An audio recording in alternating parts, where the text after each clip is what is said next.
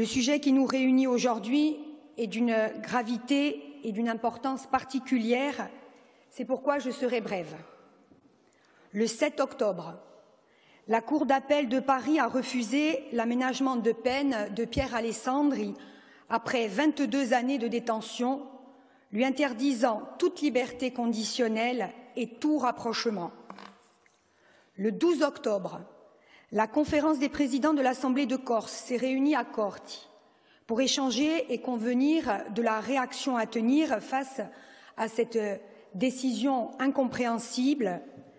Et à l'unanimité, le président du Conseil exécutif, les présidents de tous les groupes et moi-même avons décidé de tenir ce jour une réunion extraordinaire de l'Assemblée de Corse avec pour seul point à l'ordre du jour le rapprochement immédiat des détenus corses, conformément à ce que prévoit le droit français et européen. Aujourd'hui, sont présents avec nous Monsieur le député européen, Messieurs les députés, Madame la représentante du sénateur Parigi, les anciens présidents de l'Assemblée de Corse, la présidente du CESEC, je les en remercie. D'autres élus s'associent à cette démarche mais ne pouvaient être présents, comme le président Giacobbi, le président José Rossi, le député Castellani, la vice-présidente de l'Assemblée Diaduantou, entre autres, et cela témoigne d'une attente forte du peuple corse dans ses multiples composantes. Alors que demandons-nous? Nous demandons que justice soit rendue. Pourtant, encore une fois, dans cette affaire, la justice semble revêtir les tristes habits de la vengeance. Avant que la résolution solennelle ne soit déposée et que nous ne la mettions au vote, j'aimerais dire à nouveau, en quelques mots, de quoi nous parlons lorsque nous demandons le rapprochement. Il ne s'agit pas d'oublier ce qu'il s'est passé. Comment le pourrions-nous? C'est impossible et tout à la fois impensable. Pour autant, il s'agit de tourner la page du conflit entre l'État et la Corse, de ne pas faire des procès du 6 février 1998 les procès du peuple corse, mais au contraire d'emprunter le chemin de la paix vers un avenir meilleur. Il s'agit aussi d'apaiser les familles des détenus qui se voient appliquer une double peine profondément injuste.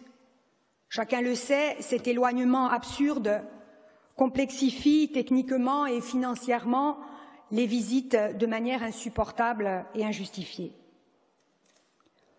Nous ne voyons pas non plus en quoi ce rapprochement, après 22 années de détention dans toutes les prisons et centrales de France pour Pierre Alessandri et Alain Ferrandi, 18 ans pour Yvan Colonna, pourrait être attentatoire au respect dû aux parties civiles et à leur douleur.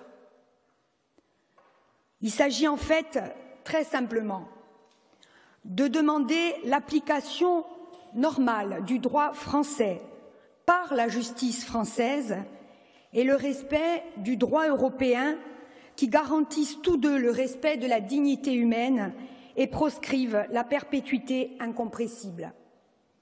Il s'agit pour le Premier ministre du pays des droits de l'homme, qui a désormais seul, au lieu et place du garde des Sceaux, le pouvoir de décision sur la levée du statut de DPS, de ne pas oublier l'héritage moral dont il est normalement à la fois le dépositaire et le garant. Il s'agit aussi, pour les Français dans toute leur diversité, de se souvenir, et je crois qu'il faut le rappeler, que ces droits de l'homme, ils doivent tous en être les garants, quel que soit le passé, l'origine ou les opinions politiques de ceux qui en demandent l'application. Je voudrais donc ici m'adresser aux Corses, mais aussi à l'ensemble des Français, pour leur dire ceci.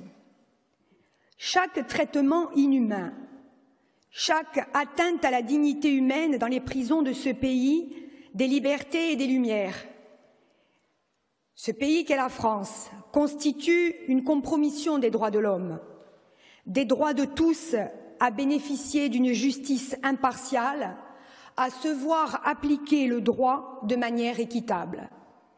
Accepter que le droit ne s'applique pas aux détenus corses, c'est accepter qu'il ne s'applique à personne. Et par extension, c'est accepter qu'un jour, peut-être, il ne s'applique pas à soi.